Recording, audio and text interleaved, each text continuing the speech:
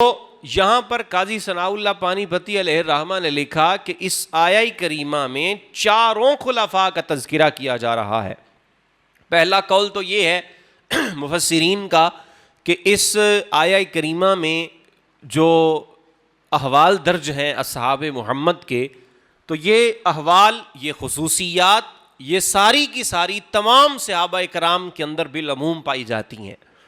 دوسرے قول کے مطابق یہ ہے کہ والذین معہ، اس سے مراد جناب ابو بکر صدیق رضی اللہ تعالی عنہ ہیں، اس لیے کہ جان رحمت صلی اللہ علیہ وآلہ وسلم کی وہ معیت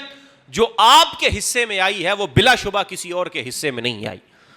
تو جناب ابو بکر صدیق رضی اللہ تعالی عنہ اس والذین معہ سے مراد ہے، اس لیے کہ آپ کو رسول اللہ صلی اللہ علیہ وآلہ وسلم کی معیت عطا ہوئی ہے۔ حضور صلی اللہ علیہ وآلہ وسلم کے آپ غار کے اندر بھی شریک ہیں، مزار میں بھی شریک ہیں، ہر موقع کے اوپر آپ رسول اللہ صلی اللہ علیہ وآلہ وسلم کے ساتھ شامل ہوتے ہیں۔ اور پھر فرمایا نا اشداء علی الکفار،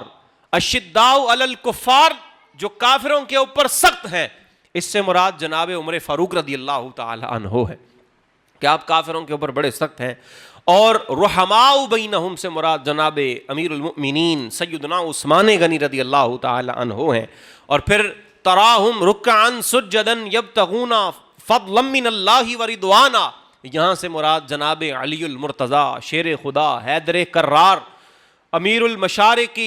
والمغارب جناب سیدنا علی المرتضیٰ رضی اللہ تعالی عنہ ہیں کہ آپ رضی اللہ تعالی عنہ اللہ رب العالمین کی رضا اور فضل کو ہمہ وقت چاہتے تھے،